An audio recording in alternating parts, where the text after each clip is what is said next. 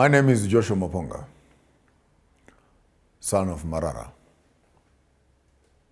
brought up as an Adventist minister, the Seventh Adventist Church, trained in Solusi. Our greater tribe of the Soshe finds its roots in the greater nations of the Munimtapa, the sons of Tovera and Mrenga. The message of the hour is not only for the Christian community. We extend ourselves beyond Christianity to Islam, to the African nation at large. There has been lots of discussion and talk around who am I and what am I doing. I'm fully brought up in the Christian space, trained, worked, and developed. I have a full understanding of the Christian community, which has the Bible as its basis. I've had my further studies into the Hebraic literature, which has the Torah as its basics. I've had some readings into Islam. I've had some extensive studies into African religions. But when conflict like this and controversy, challenges and problems of our times come, it is too late to begin to look at each other in terms of denominational, occupational, and academic differences. The problem unites us together as wealth has separated us. In the midst of all the catastrophe of our times that we are living in, one will be naive to say this problem is only targeted at one group of people less than the other. There's been a lot of conspiracy theories. There's been a lot of conversations around the greater space of the coronavirus that has hit the world over. Some say it is a Chinese disease. Some say it is American weapons of mass destruction. Some say it is Bill Gates trying to vaccinate the world. Some say it is actually a pandemic that has been happening every 100 years if you can trace your history. I'm not here to qualify, approve, or rather can I state that I'm not here to stand in justification of any. But the reality is we are in trouble and we are facing a catastrophe of a universal nature. Many people have argued with me, asking me, why do I constantly seem like I'm confused between the two pillars of understanding, African traditional wisdom and knowledge, and the European-based Eurocentric Christianity, which I have professed and lived so long. There's no doubt in my mind that in the midst of growth, from a size 2 pair of shoes, you've grown to a size 5, size 6, size 7. If you're like me, you're now on a size 10. In as much as I once fitted in the size 2 and size 3 shoes, it would be totally obnoxious, if not bordering on the sense of madness, to force me to fit into the same shoes that I put on as a young child. Faith must be kept constant, but education must never be constant. Learning, breaking boundaries of knowledge must be a desire for every one of us. I look at the biblical text from a slightly different perspective than many of you have. Many people face into the Bible and look into the text because they are looking for doctrine. They are looking for dogma. They are looking for do this and don't do that. But actually, the text has not been built around the do's and don'ts. The text has been built around a personal relationship, which I want to term not spiritualists, but I want to call that spirituality. Spirituality is different from spiritualists. For spirituality speaks of your personal connection with the waters above and the waters within, the land below and the land within, the air around you and the air that is within you. The creation of God for mankind, therefore, cannot be restricted to denominational and religious corridors. Having said that, I read through the text, not looking only for dogma, but looking for relevance, even for our time. And as we are facing this universal problem, the coronavirus, COVID-19, I would want to find my mind lingering around the passage found in the book of Daniel, chapter 5. Daniel chapter 5 introduces us to a party, a world party, For when Babylon was in power, ruling the world, all the vassal states from Jerusalem, Israel, and beyond, Greek and Roman, were all subject to Babylon. And at the pinnacle of the Babylon Empire, Belshazzar decides to call a party. And this party is located somewhere in his royal residence, where he calls all the powerful people of his nation. What do I mean by all? I mean economic gurus, magicians, astrologers, necromancers, entertainment industry, everybody who is who in the Babylonian Empire was invited for this party.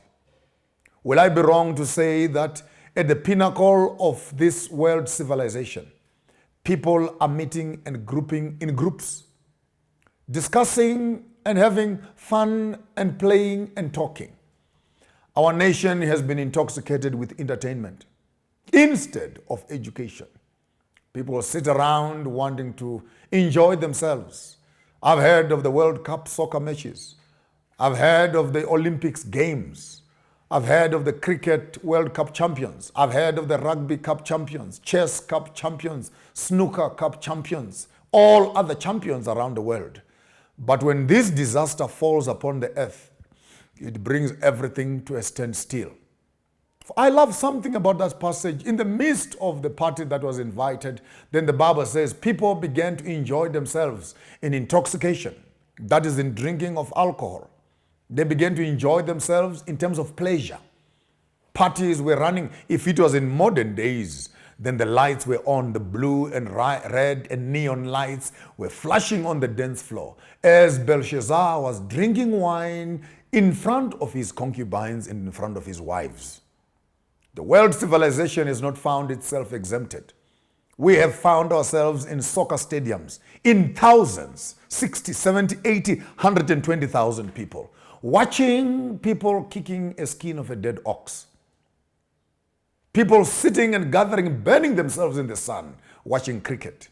Buckets and cooler boxes, time out, playing with other children. But this time, and this virus comes around, there's no more time to play with other children. Go home and play with your own children. This catastrophe finds us totally absorbed, intoxicated with entertainment.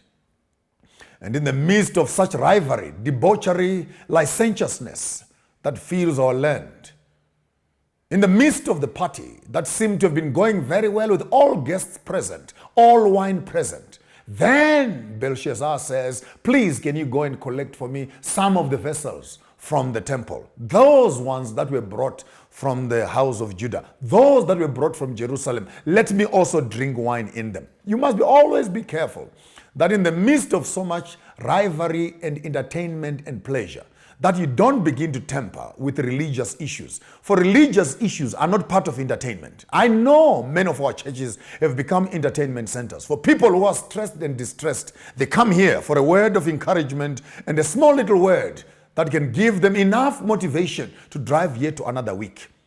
And many of us are on the drug called church drug, where we go here, we drink, we sniff this drug, given a little bit of hope. God is on our side. It's your year 2010, everything will be positive. It's your year 2012, everything. It's your year 2013. Even in 2020, I saw declarations that 2020 represents equalization. Everything will be perfect. The prophets of doom and the prophets of peace have come trying to tell us that there's peace and there's peace in the world, when in fact now we have realized hardly 3 months into the year that the peace they spoke about is not yet materialized into anything that we call peace. Now here we are, locked down in our houses, and we cannot move any inch away from our doorsteps. As Belshazzar had called a party, the world politicians have called United Nations, World Council of Churches, have called up the African unions, SADC unions, COMESA unions, European unions, BRICS unions, and all these unions are men gathering together, discussing the politics and the direction of the world. As they sat in Belshazzar's palace, all of them present, they thought they were celebrating their civilization until in the midst of the civilization, until in the midst of the celebration, until in the midst of their entertainment and pleasure, until in the midst of their spiritual adultery and mixing wines and drinks, celebrating with their concubines. Then the black book tells us there was the writing on the wall. The finger of the omnipotent one walks into an uninvited party and he writes on the wall. Is it not true that all our transport, aviation, sea, rail, roads are proved to be inefficient to deal with the catastrophe at hand? God does not need an invitation into the affairs of men. The universe does not need an invitation into the foolishness of men's intelligence. When the universe has something, when God has something, when Yahweh has something, whoever you call him, God, Nkulunkulu, Mvelinganda, when he has something that he wants to communicate with the people, he does not seek for their permission. When doors are closed and all the guests are inside, we seem to find the omnipotent one sneaking in through the corridors of time, through the spaces, the vector and scalar quantities, through the opaque and the transparent materials, appearing and writing on the wall. And the writing in our time in 2020 is on the wall. The intelligence of man, the technologies of man, the civilization of man has been proved but to be nothing, useless, and worthless. The writing was simple. Mene tekel opasin, or mene tekel pasin. Simply meaning counted. Weighed, found wanting. Follow closely. The accuracy of heaven cannot be misunderstood. He does not count. He does not weigh. If you don't know the Hebraic concept of thinking, you might actually miss it altogether. Why would the writing of Yahweh be duplicated? Mene, tekel, pasin. Translated, weighed, counted, found wanting. See, this concept of the Hebraic school of thought seems to explain to us that when divinity looks at your case, it's not just once. We weigh. No, maybe I made a mistake. Let me weigh again. No, I counted. Maybe I didn't count enough. Let me count again. This duplicate function in the Hebraic and the Torahic teaching tells us that there's accuracy. I grew up as a shepherd boy. I know what it means when you come back home and my grandfather will say you cannot lock the gates of the kraal before you have counted the cattle. There you are beginning to count. 1, 2, 3, 4, 5, 6, 7, 8, 9, 10, 11, 12, 13. My grandfather at one time had 120 cattle, and you know how much time that would take us. You need to take a stick and count one, and you're busy pushing them on the side. And then you find 2 are missing. You cannot just start running away from the kraal. You must go back again and start counting again and start counting again. If you cannot trust yourself, call someone else and say, let's count this thing and make sure it's sure. And for sure, after 2, 3, 4 counts, you discover that 2 cattle are missing. Therefore, the concept of counted, it says you count the first time for yourself. The second time when you count, you need a witness. You need to confirm that the first information that you found is correct. So he counts and he counts again. He weighs the morality of the world and he weighs it again. He weighs the entertainment of the world and he weighs it again. He weighs the economics of the world and he weighs it again. He weighs the poverty of the world. He weighs it again. He weighs the family structures of the world. He weighs them again. He weighs the governance of the systems and he weighs them again. He weighs the food of the world. He weighs them again. This concept of doing it twice simply says, I want to confirm if what I have seen here is indeed what is happening on the ground. Therefore, when a testimony is given, we need 2 witnesses. Now, that's the Torahic concept of teaching. You cannot condemn anyone to death before you find 2 or 3 witnesses to the same event that you're condemning them for. When we look at the world's catastrophe right now, we have been counted. How many are righteous? How many are truthful? How many are honest? How many are seeking after God's face? We've been weighed to see if the weight of our dignity is anything that can sit on the scale. The Black Book gives us the shocking testimony.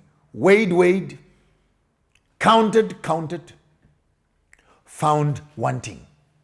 The concept of wanting, found missing. Concept of wanting, found not adequate. Concept of counting, found not having sufficient grounds to justify existence. This writing on the wall throws the whole world into a ballistic confusion. Those who seem to have solutions for medicine are locked up in the laboratories looking for the solution for the coronavirus. Politicians are making statements telling us, don't worry, don't worry. But by now, you know, when they say don't worry, it's actually a signal to say you must start worrying. For how can we not worry when we are locked up in our houses? How can we not worry when we are not free to move around the world? How can we not worry when we cannot visit our friends and have celebrations on the streets? How can we not worry when you as governments are worried? Banks, shops, malls, freeways are empty. Friends and relatives are infected and affected. As of this morning, I received a news that one of my dear favorite pastors in Bloemfontein, he's actually contracted coronavirus, COVID-19, close to me. I know him personally. And the government is saying, don't worry. When all of a sudden I must walk into my house, putting on some liquids on my hands, I must steam myself every day, and I must make sure that I don't greet everybody. I must start knocking everyone on the shoulder. The same shoulder I'm sneezing on, I must be touching you with it. How can I not worry? And when the writing was on the wall, the black text says, the whole hall came to a standstill, as the world today is also at a standstill. Those that are in the mountains, stay there. Those that are in the fields, stay there. Those that are in the house, stay there. Those that are on the road, stay there. Does that sound familiar for you if you're a reader of the Bible? That there will be no movement. Let everyone stay in their own place and not move at all. And yet they say, do not worry. It almost sounds like the gospel of peace, peace, when there is no peace at all. In the midst of such catastrophe, the writing is on the wall. People can't move. The hearts of mankind are going to stop for fear. When fear grips the hearts of mankind, the old woman, Nebuchadnezzar's wife, the grandmother of Belshazzar. And by chance, by the way, if you are an academic, you want just to enjoy yourself on the biblical text and find why did Nebuchadnezzar name his grandchild Belshazzar when he also named Daniel Belshazzar? Because after working with Daniel for such a long time, he just hoped by streak of chance that the wisdom that God and Yahweh had bestowed upon Daniel Belshazzar may also be transmitted into the grandson Belshazzar. But Belshazzar had become a party animal. Belshazzar had become a cooler box animal. Belshazzar had become a sex orgy boy. Belshazzar had become a collector of concubines. Belshazzar had become a desecrator of holy places. And the grandmother says, you, together with your grandfather, when God speaks, you don't listen. When God demonstrates, you don't participate. And as he treated your grandfather, who ate grass like a cow for 7 years, until he looked up to the heavens to discover that there is a God in heaven, you have not humbled yourself. The grandmother does small little devotion, waking up the boy from slumber. And all of a sudden we discover amongst all the guests that were invited, one guest had not been invited. And then we understand that there are places the children of Yahweh must not be found, where the rest of the world is meeting. Call on him, the grandmother says. He will tell you the writing that is on the wall. It's for the first time then we hear that the first passage in Daniel chapter 5 needs some justification. For the passage says, he called all. He called all. Ministers, the governors, the leaders of his nation. But we also understand in chapter 4 that when Medo-Persia came into power, Daniel was appointed as one of the leaders of the kingdom. Same with Babylon. When Daniel interpreted the dream, he became the prime minister of the world. So how can you tell me that now you're running the peak of the Babylonian kingdom and yet you forget your own president? You forget your own prime minister. You forget your own governor, Daniel himself, who was the kingpin of wisdom for your grandfather. But I know very well, when people are planning corruption and evil, they don't like holy people and righteous people next to them. They don't like people with wisdom, people with common sense who can challenge their status quo. I hear the world over talking about globalization, globalization. I've constantly asked, what will the African become in that global village? If not, we're going to become slaves and bear children to slavery of the economic masters. As Daniel walks into the room, his words are as loud and as clear. Like a sharp knife, hot knife cutting through butter, he does not mix or mince his word. He can tell that his father was here. He can tell that there has been a visitation from the supernatural, to which he looks into the wall and he says to him, yes, I can read that and I can interpret that. Foolishly so, Belshazzar bellows out, whoever is able to interpret this thing, whoever is able to tell me the writing on the wall, I will make him third in the kingdom. Why would you make him third in the kingdom when you are number one? Now we know that Belshazzar was not number one, for his father was still alive, who loved hunting in the greater Iran and Iraq area. So he was left to look after a kingdom, which he was not actually the rightful king. So he can only make the one who has interpreted the dream not number one, not number two, but make him number three. Why number three? Because he still wanted to remain superior to the one who had given him solutions. Is that not true? Is that not true? That you still want to classify people even after you've discovered that you cannot solve the problem. He accepts the offer. I will put my golden chain on him and I will make him the third in the kingdom. Daniel looks onto the wall and he says, Mene, mene, tekel pasin. O king and all your governors, all United Nations and all your governments and presidents, all the queen of the Commonwealth and all your vassal states in the common poverty, all the leaders of the world and all those people that gather around you, all the IMF, all the World Council of Churches, you have been weighed. You have been weighed. You have been counted. You have been counted. You are found wanting. As for Africa and the plurality of the churches that have filled up the land with all our prophets and men of God, all the anointings put together, you have been weighed. You have been counted. You have been found wanting. Is it not even interesting to say that within 1 week, God has been able to actually give resignation letters, give retrenchment packages to all our fake pastors who have been filling up the atmosphere? Where is your man of God? Where is your prophet? They were telling us all sorts of prophecies. Where are they now? Where are the solutions? Weighed, counted, found wanting.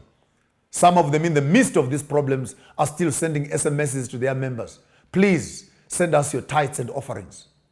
While they're also in hiding from the same catastrophe that is affecting their members.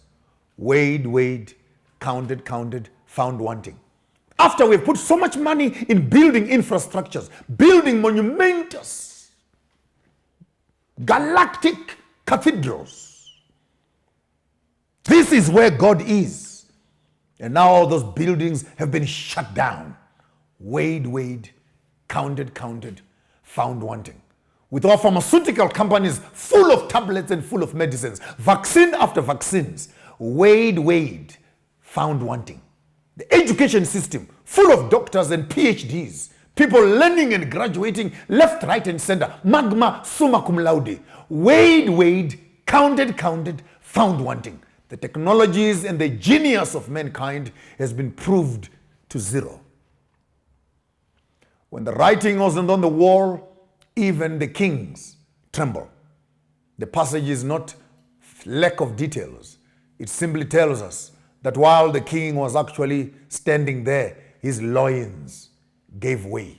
What does it mean that the loins gave way? It's a polite way of telling us that he just made a toilet where he was standing. By opening up of the loins, his own intestines could not hold the dirt that was in his stomach. And it's scary to find presidents, prime ministers, ambassadors, all of them having been diagnosed to have this coronavirus. How do we deal with it? They're planning to put 5Gs into the skies, destroying human civilization and destroying nature on the grounds. Birds have proved to die where this 5G radar is running. Trees have dried up. The technologies of man, because people are in a desire to rule and govern each other. The universe and God looks and says, weighed, counted, found wanting. Many of us have been running away from our own homes, and our homes have not been equally balanced. Now we are locked up in our own homes. Weighed, counted, found wanting. May I ask you a question? Now that we are locked up at home, so who is going to baptize your children? Who is going to collect the tithes and offerings? Who is going to be standing at the deaconry telling people to put on ties and jackets? Who is going to be supervising your spirituality now that you are locked up in your own house and you cannot have access to other people out there? Did I not tell you in the past that there's no use for you going to church if you don't have a church right here? Therefore, you take your church to church. And if there's no church in your heart, there's no church in the community out there. Weighed, counted, found wanting. Our meetings and our gatherings have been rendered useless and valueless. For God has not visited those places, but they've been places of constant entertainment where people gather to hear what their itching ears are prepared to hear. Maranatha Masala. Dumelang Bakhayesh. God is good all the time. All the time, God is good. People want to go there and be told things that are soothing.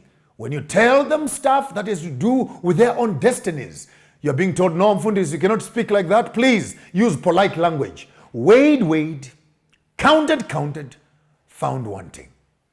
While the place he was standing on was smelling, he could not help himself but take off his garment that he was putting on and put it on Daniel. Take off the golden chain that was hanging on his neck and put it on Daniel. Remove the ring that was on his hand and put it on Daniel. Backtrack a little bit. While the party was taking place, the Medo-Persians were at the gate. While the United Nations was having function and fun, the enemy was at the gate. While politicians were busy celebrating, viva, viva, viva, viva, Pasi, down with, aluta. While we're busy celebrating in our corridors of social gatherings, while we're busy shouting, Man United, Kaizer Chiefs, Pirates, Sundowns, we're talking about Porto and etc. The enemy was at the gate. History tells us that they had so much time to divert the river that flowed through Babylon until the water was on the knee level. And the enemy walked in through the walls of the city of Babylon. They occupied the city while the enemy was fast asleep, enjoying and celebrating their own successes. Amazing. Business plans. And it's amazing, particularly in South Africa. We've just finished the State of the Nation address. A few days later, we received the economics and the financial systems of the year. We had plans and plans, billions for this, billions for that, millions for this, millions for that. We're reading the United Nations. We have a target, health for all by 2020, vaccination for all by 2020, poverty alleviation by 2020, 2025, 2030, 2040. All these beautiful plans. We're busy celebrating in our corridors. And while we were celebrating in our corridors, the enemy sneaked in through the wall, burst into the house, into the great hall where the party was taking place, butchering and killing everybody in that house. Good news. The ancient tradition says when you go to war, there's one person you must keep alive, and that is the king. And of course, you do your research before you go for war. Who is the governor? Who is the king who is in power? His name was given as Belshazzar. Belshazzar. And how will you identify him? You'll find him with a crown on his head. You'll find him with a golden chain on his neck. And you'll find him with a golden robe on his body. But remember, Belshazzar, out of desperation, at a moment of sadness and at a moment of catastrophe, he had moved his crown and given it to Daniel. He had moved his chain and given it to Daniel. He had removed his robe and given it to Daniel. Removed his signet ring and put it on Daniel. When they walked into the room, what did they find? They found a king. When they asked him, what is your name? Who can doubt it? My name is Belshazzar. The rest of the clothes will tell him who he was. The story ends when the entire house is destroyed and the king is preserved. Have you not noticed how God has a way of preserving his children in the midst of the problems? How God has a way of preparing his children for the days of trouble.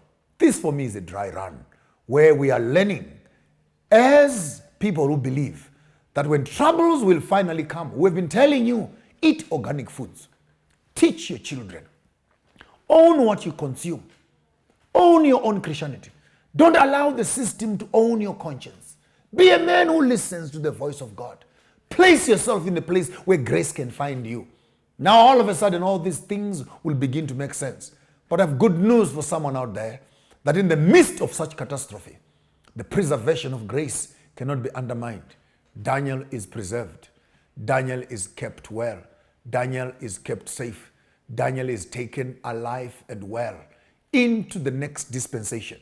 We are facing a catastrophe of magnitude, of global impact. But I want to tell the children of Yahweh who are out there that be of good courage. Do not give up. In the midst of such catastrophe, there will be a preservation plan. I just want to pray that you will not be found having been intoxicated by those who were inside the party. You will not find yourself having filled your houses with flags of soccer, with flags of cricket, with flags of worldly celebration. You will not put too much trust into your bank accounts and your PIN numbers. You will not put too much interest in the education and the foolishness of knowledge that you've gathered between your 2 ears. Catastrophe speaks to us that we need to make sure that before the day of final trouble, that we have actually placed ourselves where God and grace can actually assist us. Daniel is taken out of this space and preserved. He is actually promoted to become the next president of the city of Persia. Is that not good news? God will take care of us. God will preserve us. But in the midst of this catastrophe, it is my prayer that let the children of God find themselves secure. Study well, study hard, read the word, place yourself where grace can find you. And when the rest are found in houses of celebration, may you find your shelter in the wings of the Almighty. They trust in horses. They trust in chariots. But I pray that you will trust in the Lord.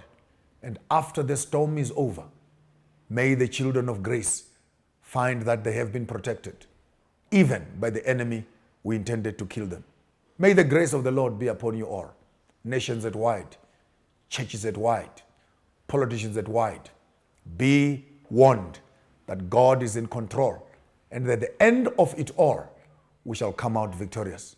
May the peace of the Almighty rest upon you all. May He grant you peace of mind and peace in your homes until after the storm.